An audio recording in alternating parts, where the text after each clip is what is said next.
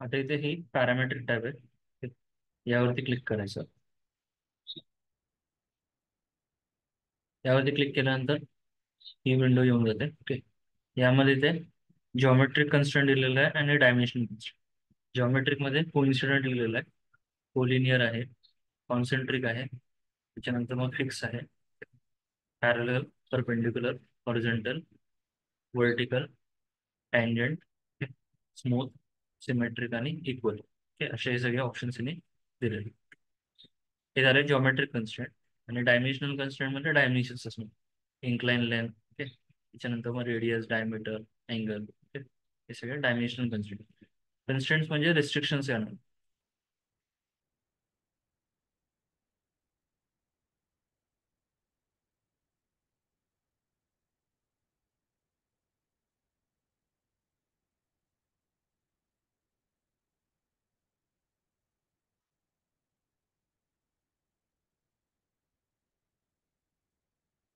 आता ही असाइनमेंट आपल्याला बनवायची आहे. Okay. तर ह्यामध्ये हे जर का दोन सर्कल बघितले, हा सर्कल आणि हा सर्कल, हे काय कॉन्सेंट्रिक. ओके, म्हणजे त्यांचा सेंटर पॉईंट एकच आहे. Okay. त्याच्यानंतर मग सेम हा सर्कल कॉन्सेंट्रिक. हे दोन सर्कल कॉन्सेंट्रिक आहे. तर पहिला आधी हे दोन सर्कल काढून घेऊ. आपल्याचा रेडियस दिलेला आहे, डायमीटर आहे 27चा, म्हणजे 13.5 रेडियस झाला.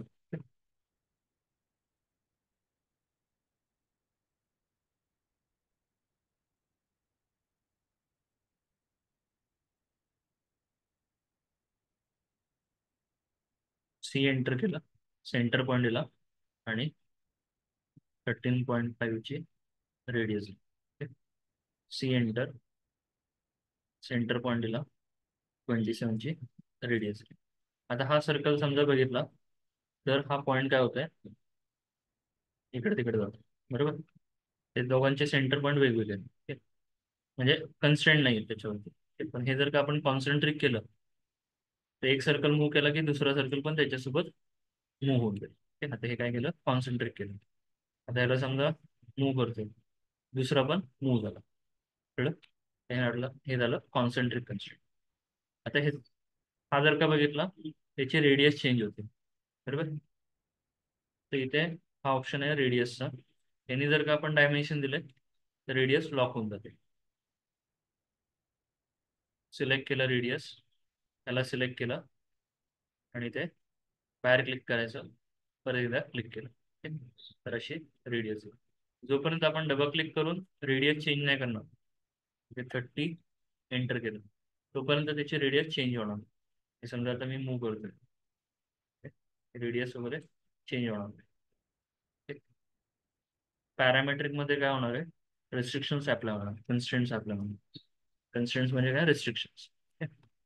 जॉमेट्रिक आणि डायमेन्शन. तर असे दोन सर्कल मी ड्रॉ केले. आता हा सर्कल ड्रॉ करू. सेम आहे, दोघांचा डिस्टन्स दिलेला आहे 60चा. तर हे डायरेक्टली आपण कॉपी पेस्ट करू शकतो.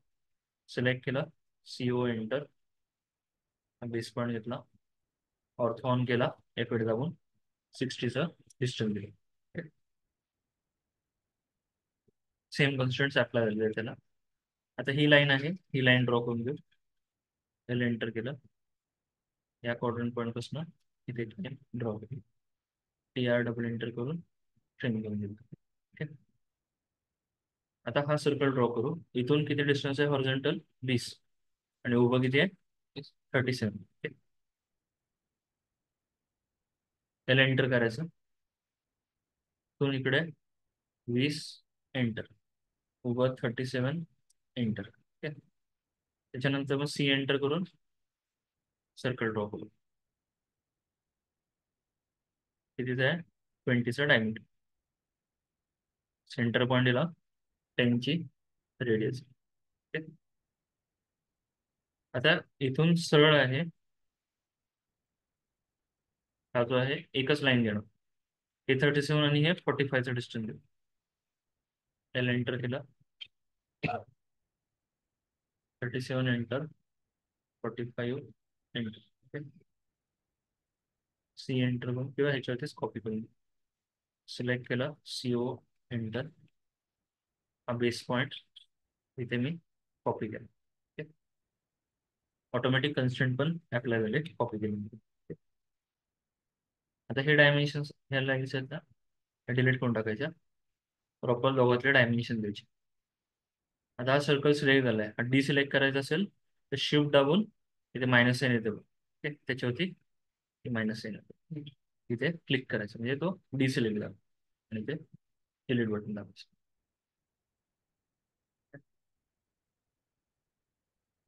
आता ही फिलेट आहे, रेडियस दिलेलं आहे 30ची. एफ एंटर करायचं फिलेटसाठी, त्याच्यानंतर मग आर एंटर करायचं रेडियससाठी आणि 30ची रेडियस 30 होते ना. हा सर्कल आणि इथे रेडियस. त्याच्यानंतर मग इथे ही ऍक्सिस दिलेली आहे, या ऍक्सिस वरती हा 83चा सर्कल आहे, तो या सर्कलला टँजंट आहे. ठीक? तर पहिलं आपण काय करू, इथे समजा मी ह्याचे रेडियस चेंज केली, 30 केली, तर हा इथे टँजंट राहतोय का, नाही राहते. ठीक, ते टँजंट राहिलं पाहिजे आणि याची रेडियस पण चेंज नाही झाली पाहिजे. म्हणजे 30ची असेल, टँजंट केलं तर 15 वगैरे नाही झालं पाहिजे, कमी जास्त झालं नाही पाहिजे. ठीक? तर आपण आधी ह्याला काय करू, सिलेक्ट करून ऑटो कन्स्ट्रेंट करू. ओके, ऑटो कन्स्ट्रेंट केल्यानंतर इथे टँजंटचं ऑप्शन. ओके, आता इथे मी समजा 30 केलं, तर ते हा वाढला, हा याच्या सोबत टँजंट आहे. त्याची रेडियस पण लॉक करून टाकू, त्याला सिलेक्ट करून तिथे लॉक करून टाकायची. एक हॉरिझॉन्टल लाईन ड्रॉ करू, त्याला हॉरिझॉन्टल कन्स्ट्रेंट द्यायचं असेल तिथे हा ऑप्शन आहे, ही लाईन सिलेक्ट करायची. ओके, ची रेडियस पण देऊन टाकू.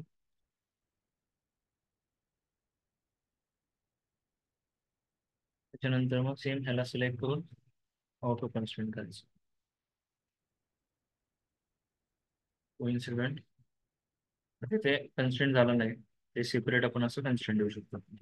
कोइन्सिडेंट सिलेक्ट करायचा, हा सर्कल सिलेक्ट केला असतं तुझा, सर्कलचं सेंटर पॉईंट सिलेक्ट होतं. ओके, ही लाईन इथे जरी सिलेक्ट केली तर लाईनचा एंड पॉईंट सिलेक्ट होऊन जाईल. ओके, हा इथे कोइन्सिडेंटचा सिम्बॉल. आता ह्या सर्कल ह्या लाईनवरती आपण सर्कल ड्रॉ करू, हा वाला 83चा. Okay, C enter. आता ड्रॉ करताना फक्त काय करू, तिथे हा जो इन्फरचा ऑप्शन आहे ऑन करायचा, हे ऑटोमॅटिक कन्स्ट्रेंट अप्लाय होतं.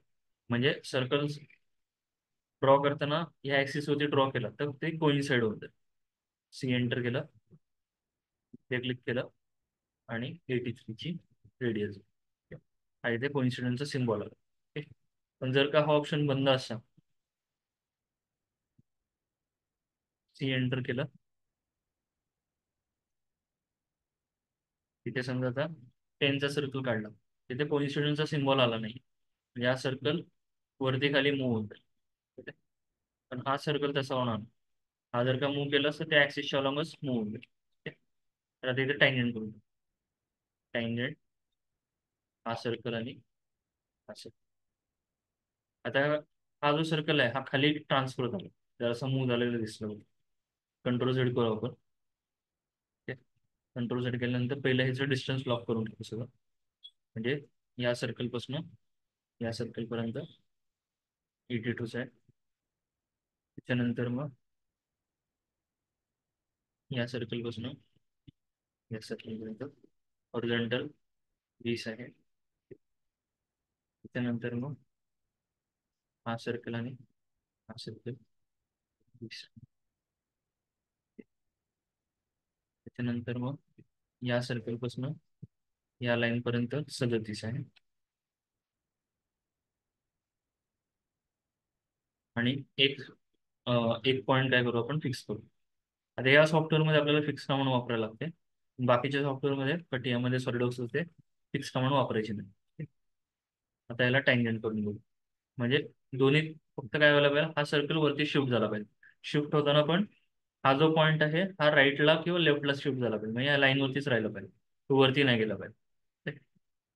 हा आणि हा टँजंट झालं, हा फक्त राईट साईडला शिफ्ट झाला. राहिला तर फिलेट एफ एंटर केलं, आर एंटर 10ची रेडियस आहे ही वाली. 10ची रेडियस दिली, हा सर्कल आणि ही line. T R double enter, एकदा इथे ट्रिम करायचं आणि एकदा इथे ट्रिम करायचं. बाकीचं ट्रिम नाही करत बसायचं, ते डायरेक्टली सिलेक्ट करून डिलीट केलं. अजून काय काय राहिलेलं असेल ते ट्रिम करू शकतो. हे ट्रिम केलं.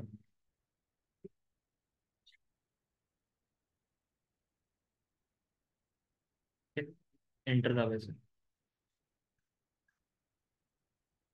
आता मेन इम्पॉर्टंट काय जेव्हा आपण कन्स्ट्रेंट डायमेन्शन्स वगैरे चेंज करू, तर त्याच्यासोबत हे कन्स्ट्रेंट्स पण मूव्ह झाले पाहिजे. ठीक आहे, म्हणजे आता इथे परत टँजन्सी डिलीट झाली, त्याला सिलेक्ट करून ऑटो कन्स्ट्रेंट करून टाकायचं. ठीक आहे? आणि प्लस डायमेन्शन जे काय मिसिंग असतील ते डायमेन्शन देऊन टाकायचे. कळलं? ते झालं पॅरामीटर.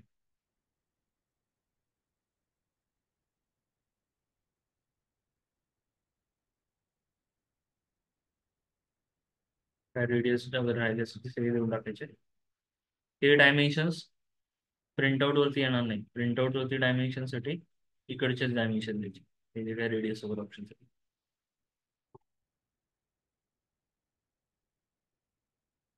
कळलं पॅरामीटर. हाईड ऑल करण्यासाठी हा हाईड ऑलचा ऑप्शन आहे. कन्स्ट्रेंट हाईड करण्यासाठी हा इथं ऑप्शन. डॉटेड लाईन करता येईल तुला. शो ऑलसाठी हा ऑप्शन. डिलीट कन्स्ट्रेंट करायचं सिलेक्ट करायचा आणि जो ऑब्जेक्ट कन्स्ट्रेंट डिलीट करायचा तो सिलेक्ट करायचा.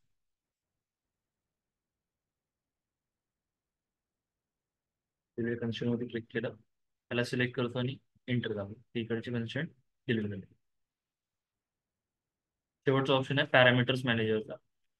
सी एंटर करून इथे मी 2 सर्कल ड्रॉ करतो. आता याची रेडियस वेगवेगळी आहे.